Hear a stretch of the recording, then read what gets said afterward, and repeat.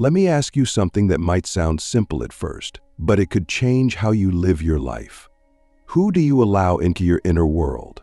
Not just your social circle, but your emotional landscape, your attention, your trust, your time, your energy. Because in the end, our lives are shaped not only by what we do, but by who we allow close. And Carl Jung, the legendary Swiss psychiatrist, understood this on a level most people never reach. He didn't just categorize people into introverts and extroverts. He saw beneath the surface, into the archetypal structures of the human psyche. And he gave us something radical, a map of 6 psychological types that, if left unchecked, can quietly poison your reality. This isn't about judging people. This is about recognizing patterns that repeat in your life, patterns that drain you, manipulate you, confuse you. Jung didn't believe in labeling people as good or evil. He believed in consciousness, the act of seeing clearly. And sometimes the most dangerous people are not the ones who scream or strike, but the ones who distort your sense of self invisibly. So today, we're going to look deeply at 6 Jungian psychological types you should never let into your sacred space, not out of fear, but out of wisdom. Because sometimes protecting your mind is the most radical act of self-love. Now let's be clear, these types are not bad people. In fact, some of them are wildly successful, charming, even seductive. But Jung would say, charm is often the mask the unconscious wears to avoid being seen. And the first type is exactly that, the inflated intuitive. This is the person who lives in ideas, in visions of the future, in dreams of what could be, but never lands. They're constantly chasing the next big thing. They speak in inspiration, they glow with potential, but they're not rooted. They avoid reality, avoid responsibility, and often avoid intimacy. Why? Because to stay grounded would mean facing their own shadow, the parts of themselves they've buried under all those grand visions. And if you're a grounded person, here's what happens. They'll drain you. They'll pull you into their endless chase, and then blame you when reality disappoints them. So ask yourself, are you being inspired, or are you being used as an emotional battery for someone else's fantasy? Click subscribe to this channel to get more profound insights. The second type is the rigid thinker. Now, Jung saw the thinking function as a powerful tool, logical, structured, analytical. But when it becomes inflated, it turns cold. This person treats emotions like bugs in the system.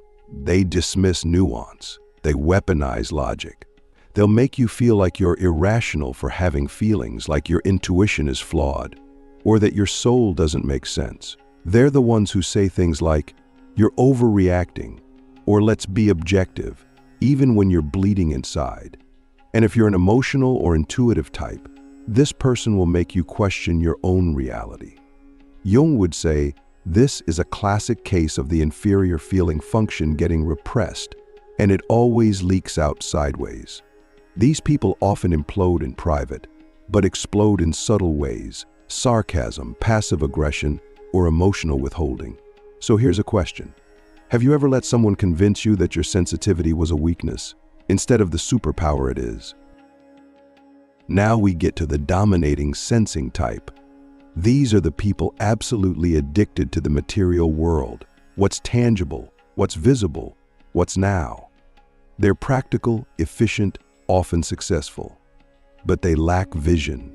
Their worldview is limited to what's in front of them. They don't dream. They don't reflect.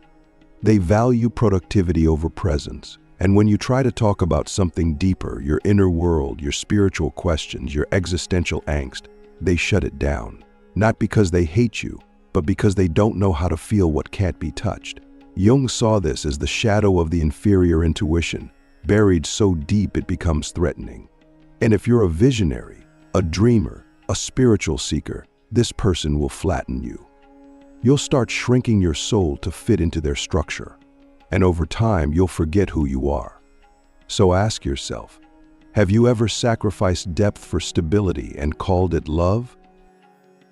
The fourth type might surprise you. It's the emotionally manipulative feeler. At first they seem warm, empathetic, deeply attuned to your emotions. But Jung warned us, the feeling function when inflated and unconscious becomes performative. This person uses emotional intelligence not to connect, but to control. They sense what you need and then give just enough to keep you hooked. They play the victim. They guilt trip. They reframe every conflict as you hurting them, even when you're drawing a boundary. Jung believed that when the thinking function is underdeveloped, these people can't question their own emotions. They believe feeling something makes it true, and that's dangerous. Because truth without reflection becomes manipulation. So here's the question: are they really empathizing with you, or are they using your empathy against you? Then comes the fifth type, the eternal child. Jung called this the pure eterness, the person who refuses to grow up. They're fun, spontaneous, engaging, and utterly unreliable. They flee from commitment. They resist structure. They sabotage anything that requires endurance. Why? Because they fear responsibility more than death. Deep down, they carry a wound, often from childhood, that tells them growing up means losing freedom. And here's the twist: they often attract people who are deeply responsible, people who will carry them, people who will play the parent. But over time, this dynamic becomes toxic. You're not in a partnership, you're in a codependent loop. Jung would say this is the shadow of the cynics, the wise inner elder being denied. And unless they confront it, they will never truly love. So ask yourself, are you helping someone grow or just keeping them from falling? And finally, the sixth type, the Shadow Projector. This is the person who hasn't met their own darkness, so they see it in everyone else. They're suspicious, reactive, often paranoid. They're always battling an invisible enemy. And worst of all, they'll make you the enemy if you get too close. Jung believed the shadow is the part of our unconscious we refuse to acknowledge. And when we don't own it, we project it. This person hasn't faced their inner chaos, so they assign it to you. You become the toxic one, the liar, the manipulator, just for setting a boundary or asking a hard question. If you're a self-aware person, this can be devastating, because you'll start questioning yourself, wondering if you really are the problem. But Jung would say, no, you're just a mirror. And sometimes people will break the mirror instead of facing the reflection. So ask yourself, are you being accused, or are you being used as a scapegoat for someone else's unhealed shadow? These 6 types aren't evil. They're unconscious. That's the key. Jung never wanted us to demonize people. He wanted us to see them. And more importantly, to see ourselves. Because here's the final twist. These types don't just live out there. They live in us. Every one of us has the potential to become the very type we need to avoid. The inflated intuitive, the cold thinker, the manipulative feeler, the rigid censor, the eternal child, the wounded shadow. So the real question is not just, who should I avoid, but also, where do these types live in me, and what am I doing to bring them into the light? Because in the end, Jung's message was simple. What we do not make conscious, we will call fate. The people you attract, the patterns you repeat, the pain you've normalized, it's not fate. It's a mirror. And when you finally see it, you can choose something else. You can choose relationships that nourish instead of drain. Conversations that expand instead of shrink. People who challenge you to grow, not people who keep you small. But that kind of clarity takes work. It takes courage. And above all, it takes the willingness to see. Because once you see these patterns, you can never unsee them. And that's the beginning of real freedom. The inner Jungian battle. How these types secretly live in you too. It's easy to point outward, to identify the people who drain us, confuse us, manipulate us. But Jung's work wasn't about gathering weapons. It was about gathering mirrors. The truly radical message Jung left us was this.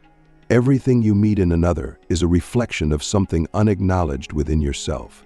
That's not an accusation, it's an invitation. Because as long as you think the danger is only out there, You'll miss the subtle ways those same psychological patterns are shaping your own life from the inside.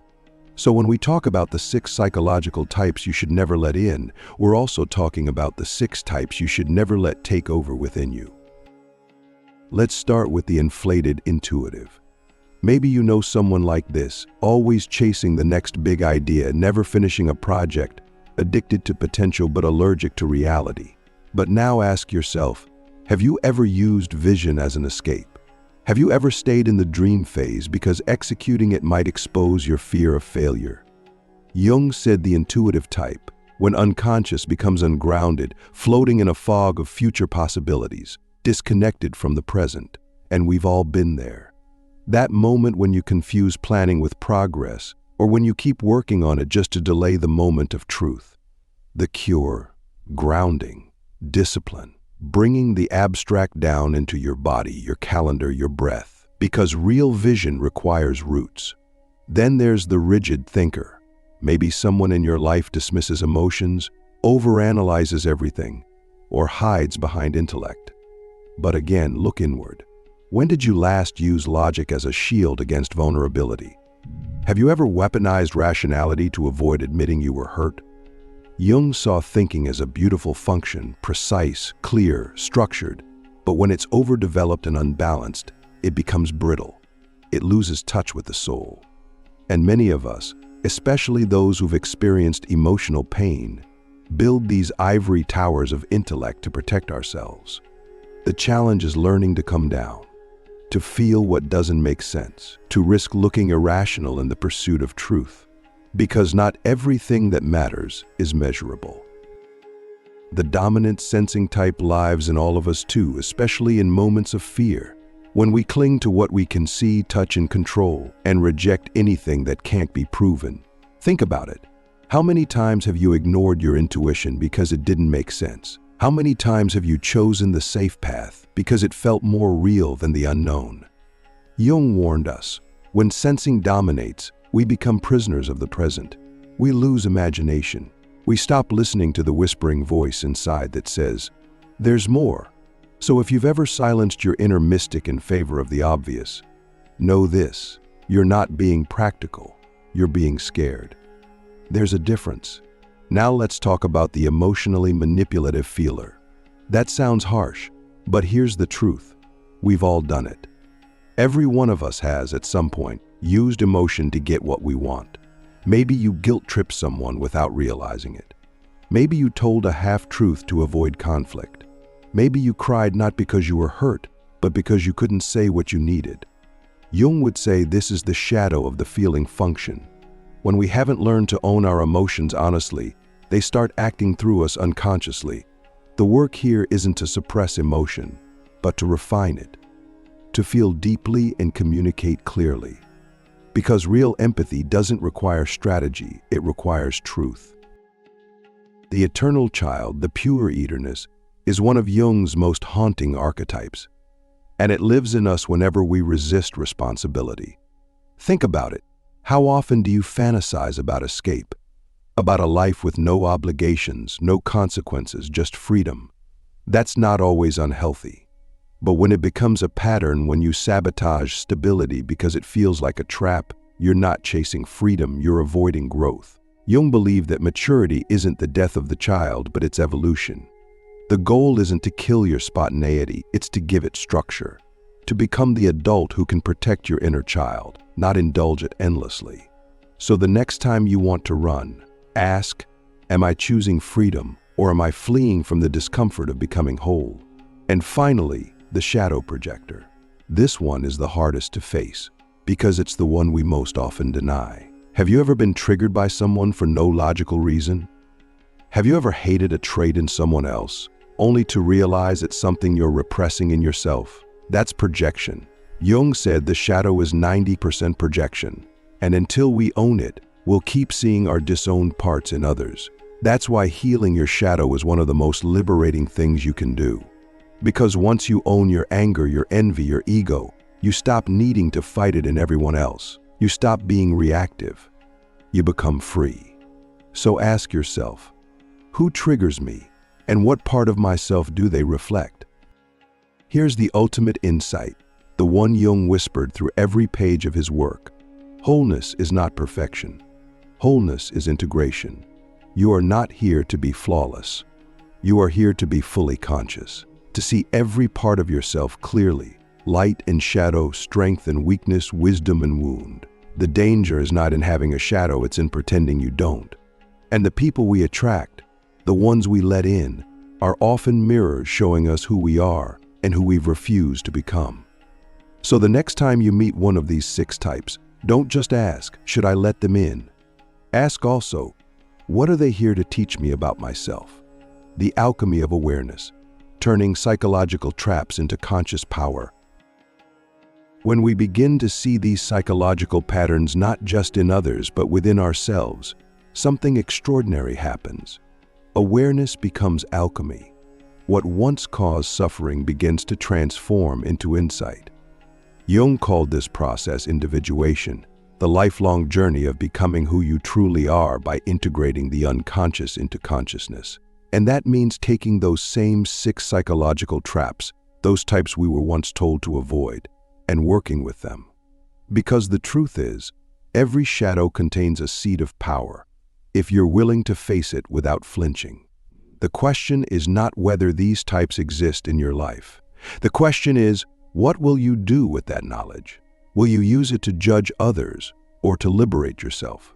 Take the inflated intuitive. When unconscious, this type gets lost in dreams. But when made conscious, intuition becomes one of your greatest allies.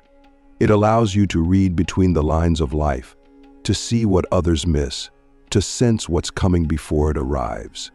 The key is grounding it. That's the alchemy. Transforming scattered vision into embodied wisdom. Make your ideas real. Bring your dreams into the physical world. And when you meet someone who's caught in their own fantasy, don't follow them, reflect them. Show them how to anchor their vision. That's not rejection, it's compassion. Because sometimes, the most loving thing you can do is refuse to get lost in someone else's maze. Now think of the rigid thinker. When unconscious, this type denies emotion. But when awakened, thinking becomes a sword of clarity. It cuts through confusion. It helps you discern truth from illusion, but only when it's balanced by heart. So if you've used logic to avoid pain, the invitation is simple. Feel anyway. Let your intellect serve your soul, not replace it. And when you meet someone who hides behind logic, try not to fight them with emotion. Instead, invite them into the deeper truth that lies beneath certainty. Sometimes, the most powerful question isn't what's the answer, but what are you afraid to feel? The sensory type, too, holds gold. Yes, they can become trapped in the material world, but when conscious, they become anchors. They remind us to be present, to savor life, to build foundations. And if you find that you've rejected your own sensing side, if you've been so consumed with the abstract that you've lost touch with your body, your habits, your breath, then the work is to return. Wash the dishes.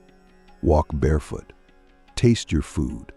The spiritual is not separate from the physical. It is the physical seen clearly. And when you meet someone who seems too practical to understand your depth, ask, what's the medicine here? Maybe they're not blocking your vision. Maybe they're helping you bring it to life. And what about the emotionally manipulative feeler? The shadow of this type is real, but so is its light.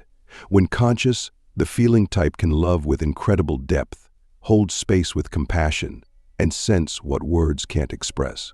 So if you've ever used emotion to control rather than connect, don't shame yourself. Just slow down. Notice when your feelings are a cover for a deeper fear. Speak from that fear honestly. Emotional transparency is not weakness, it's strength. And when you meet someone who uses emotion to manipulate, don't play the game. Don't reward performance. Instead, model truth, because the only way to elevate emotion is through authenticity. This is the beauty of Jung's work. It doesn't leave you stuck in fear. It shows you a path through it. Every psychological type, when unconscious, is a trap, but when brought into the light, it becomes a tool, a gift. even the eternal child, even the shadow projector. These aren't just people to avoid, they're parts of you waiting to be seen, healed, and integrated. And the moment you stop fighting them, whether in yourself or in others, you begin to reclaim your power. Because individuation isn't about becoming someone else. It's about becoming whole. And wholeness doesn't mean perfection. It means nothing is left out. So the next time you find yourself drawn to someone who drains you, or triggered by someone who reflects your wound, pause. Don't just ask, why are they like this? Ask, why am I letting this in? What part of me is still unconscious? What part of me is reaching for something outside instead of turning inward? Because when you do that, when you bring awareness to the moment, you're not just protecting yourself. You're transforming your entire life. You're breaking cycles. You're becoming the kind of person who doesn't just see the world clearly, but helps others do the same.